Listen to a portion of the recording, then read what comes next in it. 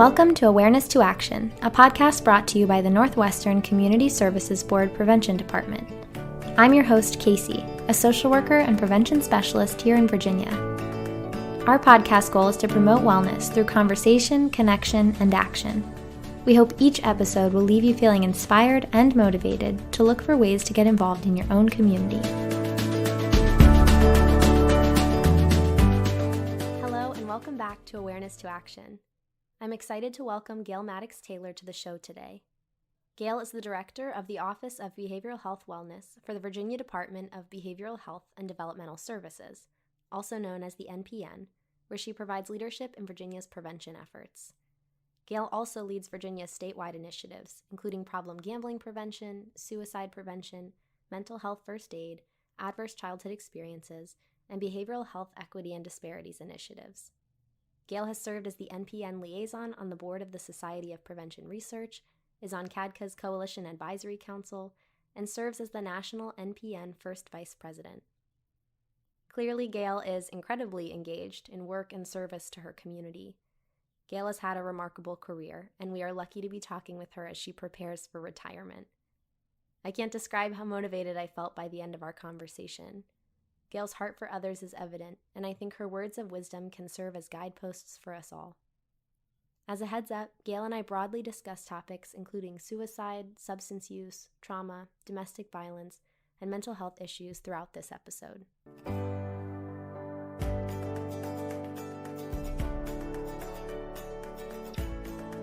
All right, Gail, welcome to the show. I'm so glad you're here. Thank you, Casey, for inviting me. It's my pleasure. Looking forward to our conversation. I am too. So let's start with you telling our listeners about the work that you do and the path you took to get here. Okay. Currently, I'm the Director of the Office of Behavioral Health Wellness for the Virginia Department of Behavioral Health and Developmental Services, otherwise known as DBHS. It's quite a mouthful. And in our Office of Behavioral Health Wellness, we do work as it relates to substance use disorder prevention, suicide prevention, mental health promotion in the form of mental health first aid. We work to reduce access by youth to tobacco products, adverse childhood experiences, behavioral health equity and disparities, cannabis use prevention by underage youth, coalition development, and adverse childhood experiences, and problem gambling prevention. So we do quite a bit on the prevention side, preventing problems, behaviors from ever occurring. And the reason I do that work from a prevention perspective is that many years ago, I was a probation officer and had several kids murdered in a summer. And it was as a result of being involved in drugs and not seeing any hope or any way out. So it's like, you know what, we really need to get in on the front end. And so I left probation work, juvenile probation work, and started working at RICO Community Services Board. And we worked in a housing community where people were in poverty and had many, many risk factors. And so we started what we call Womb to Tomb services in the Connect program and work with children as well as their parents and their grandparents in order to make sure that they were ready in school, that they were exposed to alternative activities and many other things from a prevention standpoint. I was there for quite a bit and then went to Hanover Community Services Board and was asked to create prevention services from the ground up because they did not have a prevention director. They only had one part-time person. So that's what we did. And it was an interesting experience in that being an African-American woman in a majority white community, the sheriff took me under his wing because he said the people that are using drugs and the people that are decision makers, they think the people look like you. He said, no, they look like me, him being a white gentleman. So he worked really hard to remove any barriers that I might have faced in Hanover until we built the very first coalition they ever had. And then we created many, many, many prevention programs and ended up with a budget of almost $500,000, which was great. Left there and went to the governor's office for substance abuse prevention and started to do work in order to change the paradigm of how prevention was done across the Commonwealth. And so we worked across the state and started doing more coalition work and moving into evidence-based programs, which was very exciting. Then left there and went back to Henrico, but then got a call to go to the federal level. And I started working with all 11 states and territories in the southeastern part of the country, to include Washington, D.C., Puerto Rico, the Virgin Islands, and the southeastern states. And we started to build prevention systems within all the states, which was very interesting to see how other states do their work in order, and then to put those tools in my toolbox that would help me in this current job in Virginia. And then I had a short span working at the Army National Guard Bureau as the SME, subject matter expert, as it relates to substance use disorder. And we focused on prevention and making sure that National Guard service members had access to services in order to address substance use disorder, as well as to address the risk factors that they were experiencing. So did that with 5 states, created a model, but then got called to come to Virginia to be in my current role as the director of the Office of Behavioral Health Wellness. So I've been around a while, and those things really help inform the work that we're doing in Virginia. It's an amazing, amazing career. Quite the resume. I've learned a lot from a lot of people, and you never know how much you can learn, or you can never get the opportunity to learn. Yeah, so I've had a lot of mentors, a lot of tours, et cetera. So it's been a great career. And I imagine with such a wide array of experience, there's probably things that you pull from now that at the time you couldn't have imagined yourself, drawing upon decades later. Exactly, because if you could tell me back when I was working in Henrico, working in programs, doing direct services, that data would be a big part of the work that I do, it would be like, no, because I remember having that conversation, no. But now we're very much into data-driven decision making, because we get so few resources in prevention. It's important we use those widely and to address the needs that our data tells us. So yes, absolutely. You mentioned coalitions a few times, and it made me realize that we haven't talked about coalitions in a while on the show. So I'm wondering if you can share with our listeners who might not be familiar what a coalition is and how prevalent they are, because there are hopefully coalitions in the communities of all the people who are listening. Coalitions are so important because coalitions reflect the fabric of the community. That means people in the community, that means agencies and organizations within the community, that means Big Mama on the corner, that means Benny at the grill, that means all those people that have a voice in the community coming together to look at the community, see what the issues are, and how they can come up with solutions to address those issues, how they can engage policymakers for change in policies, how they can leverage resources from local businesses, et cetera, how they can engage youth and have youth voices at the table, because youth know what's going on. And oftentimes folks say youth are leaders of tomorrow. No, youth are leaders of today.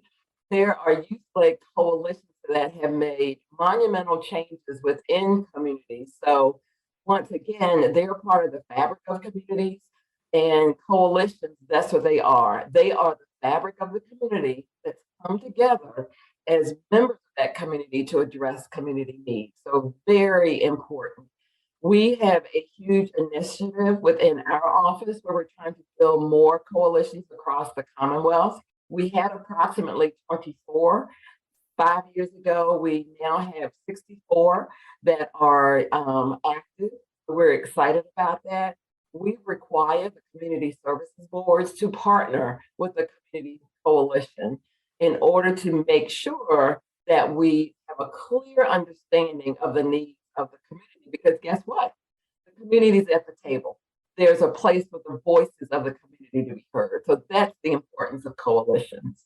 And for anyone listening who likes any part of what you just heard, a quick Google search with your area's name in it, and the coalition will hopefully bring you to one near you, because the coalitions do need all different perspectives, all different careers that people are pursuing, all different pulls and ties in the community. That's how they become so powerful. Exactly. And you never know what skill set you have that may be an asset to a coalition. You may have an accounting background.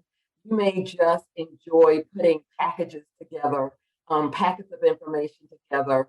You might not mind making phone calls to people to heighten awareness about different things. So yes, you never know how your skill set can be utilized. So please look in your area, find a community coalition, and if you can't find one, you can go to the Community Coalitions of Virginia. They keep a running list of active coalitions, so they may be a resource as well. So, Gail, when we first spoke and I heard your story, you told me that you kept feeling like there's got to be a better way. And I'm sure that that belief continues to guide your work all these years later. So I would just love it if you could speak more to that. Back in the day when prevention first started, we would have a lot of classroom programs and other programs to teach information about drugs. Okay, tobacco's bad for you. It will do this for your lungs. You're too young to drink alcohol, so don't do it. One of the things I realized is that looking back, there were some children in that classroom that could have witnessed domestic violence before they came. There were children who were in poverty and had not had a meal.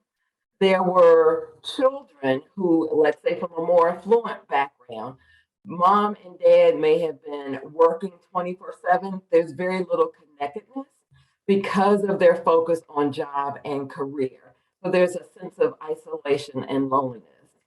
Also, in prevention back then, we know that we targeted children. But as we've grown older or gotten wiser and with more information, like Maya Angelou says, when you know better, you do better.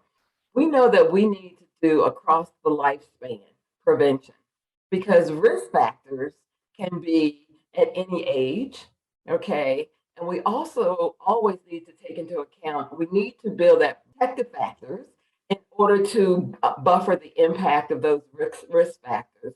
And that's not just with children like we used to do. We need to look at that in schools. We need to look at that in communities. We need to look at that in the environment. We also need to look more at social determinants of health. We know that poverty creates huge risks in communities and in families.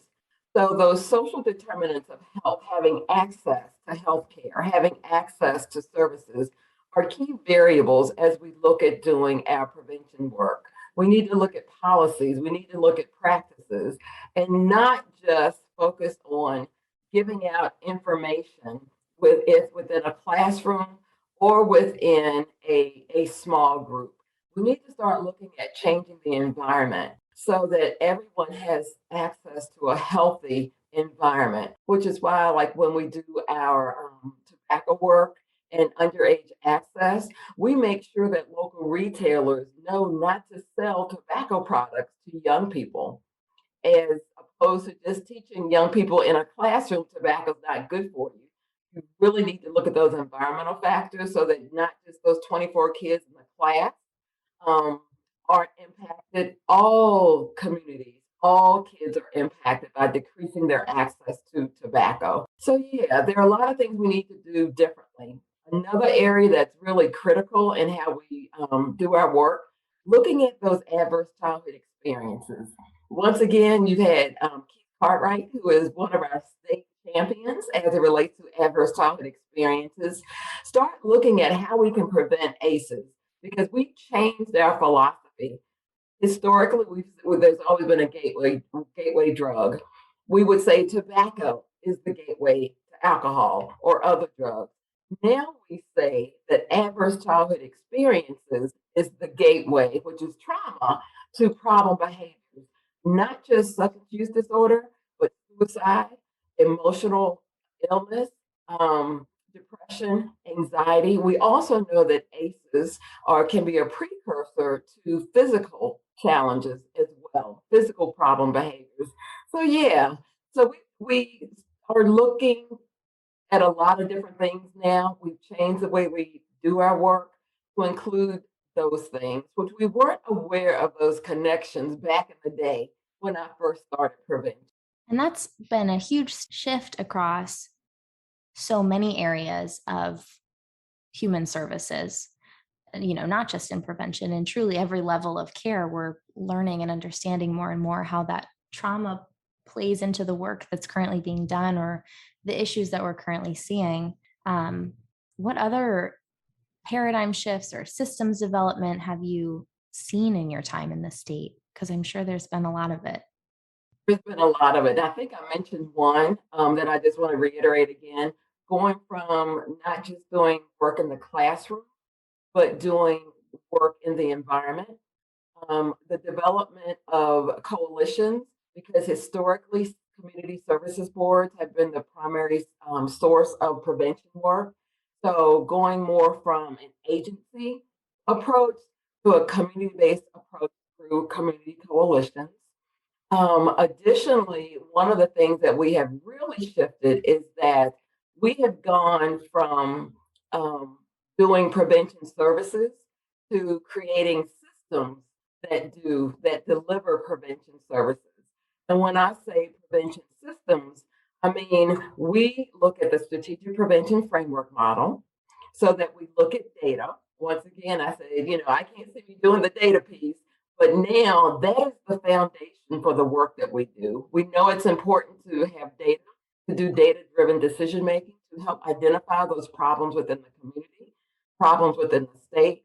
We know that we have to build capacity. So we need to have systems in place for workforce development. We have to have the capacity to collect data.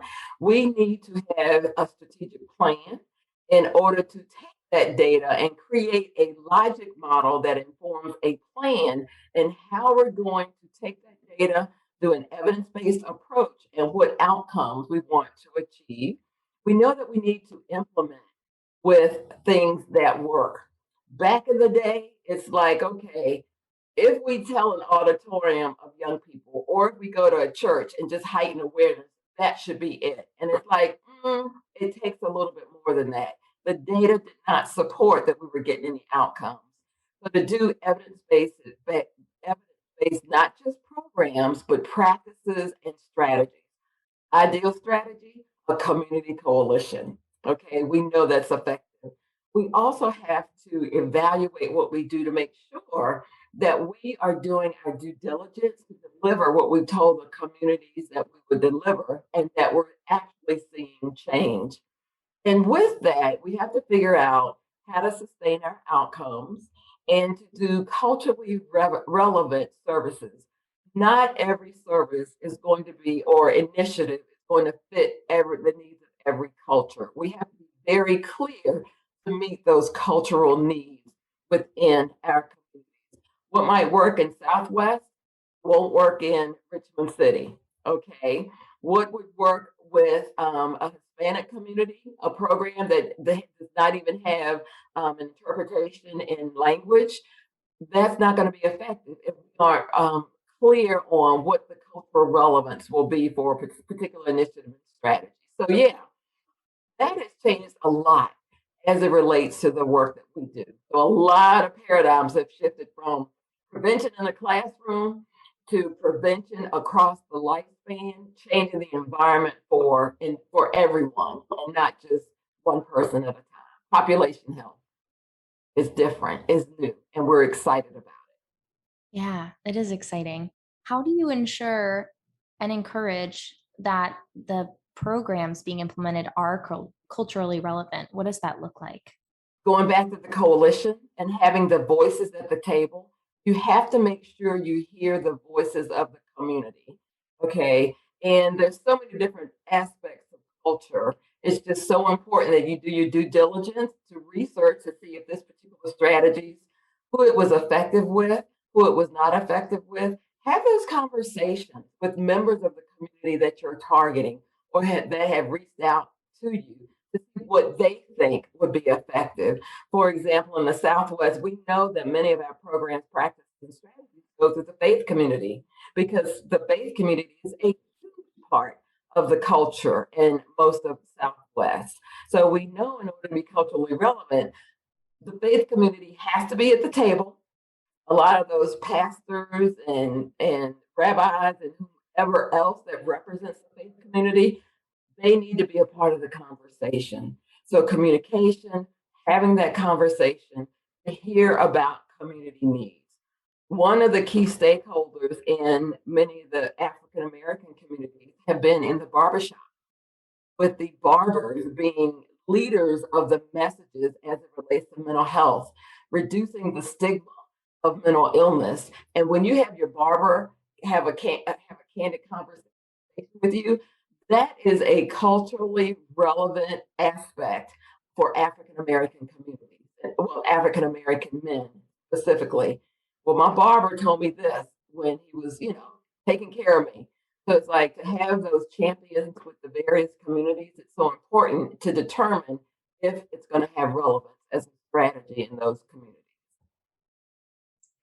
And I mean, truly essential to the long-term effectiveness of the work, because I hear you saying over and over again, due diligence. It's crucial that we get that right, because this work it can't just be implemented wherever, whenever, because that can be harmful. We look at this work as being good, but if it's not done well or not done intentionally, that's not good.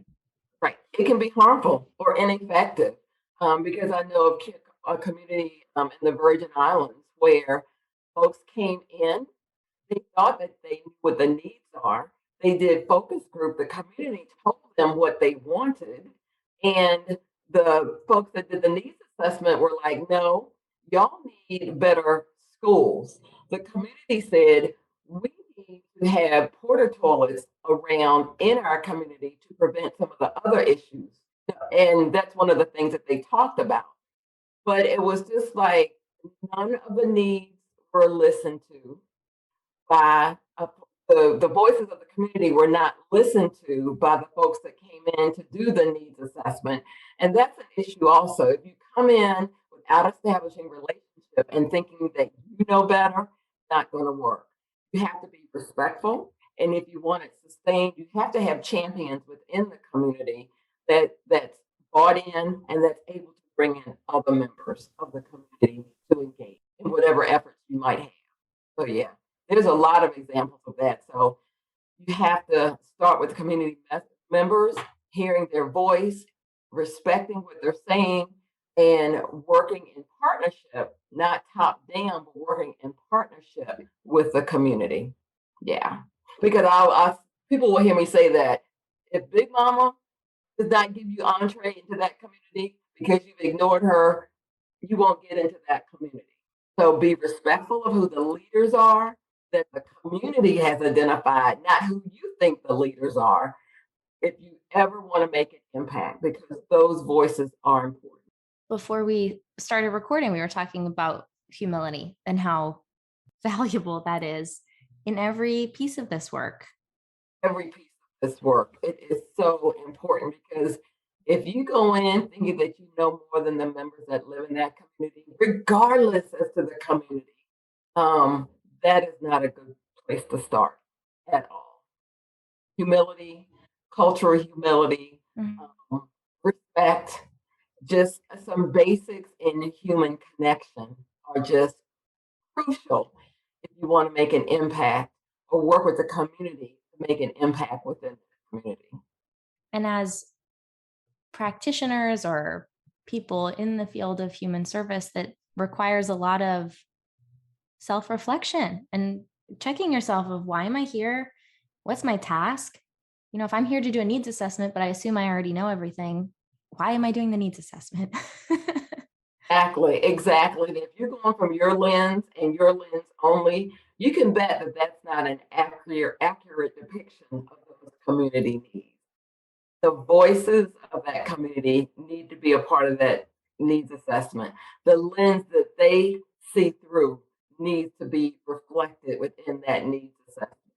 And when we talk about needs assessment, it's not always the quantitative data that we want to capture. We need that qualitative data. Those stories of the community are so important. Oftentimes, some traditional, quote unquote, and I'll put it in quotes, research methods, and I've had this conversation with the Society of Prevention Research. We have changed so much in the way that we do prevention. The research needs change to be more reflective of where we are now. And that qualitative research, hearing those stories that are told within the community, need to be captured in a very culturally relevant way without lenses of those researchers changing it to reflect something else. I didn't mean to get off on research, but all aspects are important if we want to make an impact and have outcomes to report. Yeah. I could talk about research and data all day, so I always appreciate a tangent on that. Gail, for our listeners who might not know, can you kind of just did it in explaining your point, but can you give a definition of what quantitative data or research is versus qualitative? Quantitative is primarily numbers. Okay, we had 30 people come to this event. They did a pre-post test and their scores were X, Y, and Z. The qualitative research is more around hearing the narrative, hearing the stories, which to me are so rich with information and content. To me, the stories is where you really get the connections to people because people are more than just numbers as it relates to research and prevention and determining outcomes. So, yes. And the stories give us context for the numbers so often. Right, exactly. Yep, definitely. So, Gail, this is a huge question. So, answer it however you want. Why does investing in prevention matter? And you've touched on it, but I wanted to ask it directly. First, we've heard for forever. I don't think there's hard. There's a lot of folks that have heard an ounce of prevention is worth a pound of cure. Okay, we hear it a lot. Prevention works because we have the data to support it. Folks get it as it relates to in the physical health arena. For example, if you want to prevent obesity, you have to exercise, you have to eat well, um, things like that. But when it comes to behavioral health, there's not a clear understanding that it works. But we know if we reduce the risk, whether it's through looking at ACEs, trying to prevent children from going through trauma and or addressing it earlier. If we change policies so that we know that we are reducing access to tobacco, we're reducing access to alcohol or its misuse, we know that those problem behaviors will not develop. Because once problem behaviors develop, it's so expensive, not just monetarily to fix, but also just think about the damage that's been done to relationships, that's been done to health, that's been done to, let's say, in your employment, in your school performance, your reputation within your community, etc.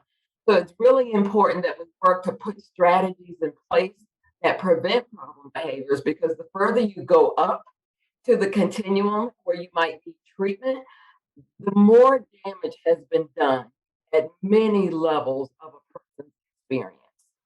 So yeah, let's invest in prevention, put more into prevention.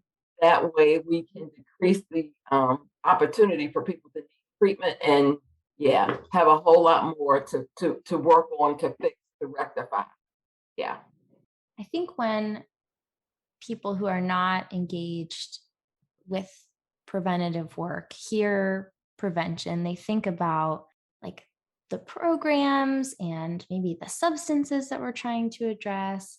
I feel like people see or hear the things involved in prevention work, but you and I know that it's all human work. It's all relationships. It's all connections. Can you just speak to that part of prevention? Which is why coalitions work, connecting communities so that people can develop relationships, so people know that they're being heard, so that people know that they are cared about. Okay. Which is why mentoring has always been so effective because that strong, caring adult, all right, being involved with young people, also with adults. When you know that you're cared about, when you know that you have a connection with someone, it gives you purpose, it gives you hope. And communities want hope, schools want hope, young people want hope. Who doesn't want hope and a sense of connectedness that there's a community, that there's an individual that cares about me? Because when you have that in place, you reduce the risk of you moving down another path, whether it's substances to reduce that emptiness when you have that hopelessness, when you don't have the connection, when you don't have that support system around you. So prevention is more like you're saying, Casey, it's much more than a program, but it's that sense of purpose, that sense of connection, that sense of being important, feeling important to somebody somewhere, including yourself, because there's not going to be a person right there, but we have got to work on those intrinsic qualities so that people will feel valued, even when no one is in the room. And that's what to your point earlier of making sure that the voices are heard and valued. I can go into a space with like truly caring about the people in there, but if I walk in and say, here's what's wrong in your community and here's what we're going to do to fix it, that conveys a much different message than, hi, I'm here to help. Where do you see the needs? Where can I get engaged? Right, exactly. And it's like, I want to hear you. I want to hear you. Your voice is important to me, and I am here to listen so that I can see what I can do to help support. So yeah, listening is a skill that unfortunately we don't utilize as much as we have the opportunity to do. And I've always heard you've got two ears and one mouth for a purpose, for a reason. So we need to start listening more. We need to start reaching out to listen and actually hear. Active listening, like you mentioned earlier, it's so important to hear. And so that the person that you're connecting with knows that they're being heard. The community that you're connecting with knows that you care, you're partnering, and that you want to hear and that you're listening. Yes. Key tenets of prevention, not just risk and protective factors, but that relationship building.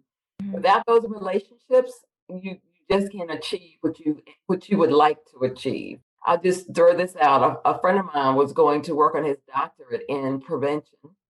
And one of the key, it's a word I'm looking for when you're trying to figure out what you're going to research. But anyway, he was saying that he said, you can have the best prevention program in the world or strategy, but if you don't have the person in place that gets the understanding about that relationship connection and have the ability to make those connections, you will not have any positive outcomes, because without those, and I'll put it in quotes, soft skills, it's very difficult to establish relationship and be a success in partnering and embracing and being accepted by other communities, particularly if you may not represent the community that you're working with.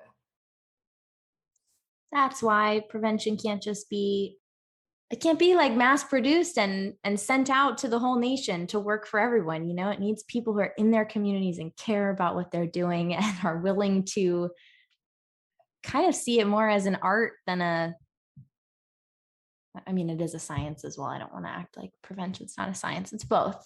And it's very fluid. And the reason it's fluid is because people change, relationships change, communities change. And we have to keep up with that fluidity. And how do you keep up with that? You stay connected and you listen, you participate, you respect and you honor the voices in that community. Speak about coalitions and community enough. Yeah, and the power of those connections. So, Gail, you are nearing retirement, which is very exciting, following a career of just true service to your community. And I'm wondering what you would say to those who are not near retirement, currently doing this type of work that is both, gratifying and beautiful and also difficult. My first recommendation, and it's a tenet that I live by, focus on the people and communities that you serve. If you go into a situation or into a program or a community, focusing on checking the boxes, getting this program implemented, and maybe in the back of your mind, oh, I need to get this done so I can go to my next level in my career. That is not the key to success. One of the things, and I'll speak personally in my career path, my focus has always been on the people that I serve and working hard for the people and communities that I've worked in, whether it's a local community, the state being a community, the whole southeastern region of the country being a community, doing the best that I can do for them, focusing on what they need as opposed to focusing on myself. That way you work hard, you work smart in terms of getting the best resources, bringing back what is identified as a need, and it's opened up a path to my next job every time. Not seeking out another job, not seeking that, but it's almost as if when your job has been well done in a community with people, then avenues open up for yourself as opposed to being self-focused. I have seen so many people that were so self-focused, and oftentimes the trajectory went up very quickly, but they fell very quickly, and or they just did not have the respect within the field or area because they were just there to get the next job. Okay, as opposed to really being a servant leader, which is what I consider myself. That servant leadership to me has always been the key to a successful career because I can sleep at night knowing that I left it all on the table in that particular job for the people that I was tasked to serve and lead and honor. So, yeah, you have to go in it with your heart, even when you have hard times. Every job is going to present certain challenges. One of the biggest challenges that I feel like I face is dealing with the politics because oftentimes, I'll be quite frank, because I'm getting ready to retire, I can say these things probably, great comfort.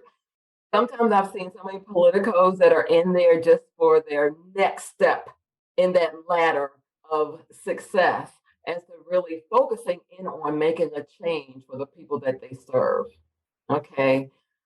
Yeah. So it gets hard, but keep your focus on the people that you serve. And then sometimes you have to recognize certain situations may not be a match for you. And it's okay to say, this is not the best fit. So I need to give it to someone who may be able to be of greater service than I am able to be because it's just not the right fit. And that's okay. Also, you make mistakes. It's important to make mistakes. I mean, you don't want that to be your main focus, but be okay with making a mistake because at least you know you were trying to do something. And if you've done due diligence with doing all the research, being well prepared, but still it wasn't the right thing, learn from it.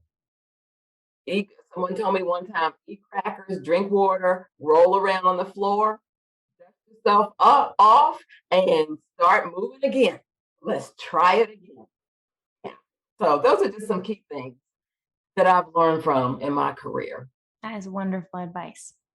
I'll be listening back to that and taking my own notes. I have one other thing. Yeah. Balance. It's so important to have balance with the team at our Office of Behavioral Health Wellness. They know family first. Okay. They know, put your oxygen mask on first. Okay. So it's just so important to have some balance because you aren't going to be good for anyone if you don't take care of yourself as well. So, and your family. So I just wanted to make sure I put a footnote on there. Absolutely. Our last question that we ask everyone is, what does the process of awareness to action mean to you? Okay. Awareness is just the first step. Okay. It's so important to be aware of whatever the topic, whatever the interest, but just to have the information to heighten your awareness so you can be well informed before you take action. Action is important. Nothing gets done without action. Okay. If you want to make a difference in your life, in the life of someone else, in a community, there's got to be action. My reputation also, people know that I'm a change agent. Okay. Um, go in and make systems change requires action. Going in to help someone feel connected requires action. So words without deeds, thoughts without deeds, it doesn't accomplish anything if it's all up here and it's not being shared with anyone, and or you aren't doing anything to create the change you want to see, okay? Or create the change that's been expressed to you. So get all your information, heighten your awareness, and then take all of that with tools in your toolbox and work to create some type of action that's going to make a difference in the lives of others. Yeah. Beautiful. Gail, thank you so much for joining us and for sharing so much wisdom and perspective from, as I said before, a really remarkable career. I'm really grateful that you spent time with us in your last few months in this role. Casey, I really appreciate you having me.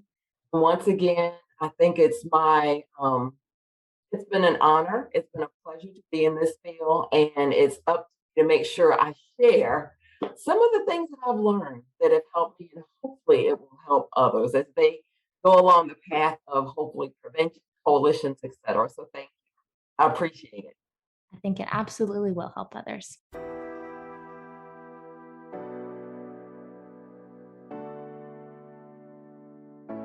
Thanks for listening, and thank you to Gail for joining us. Make sure you subscribe to Awareness to Action so you catch the rest of the conversations we have in store for Season 2.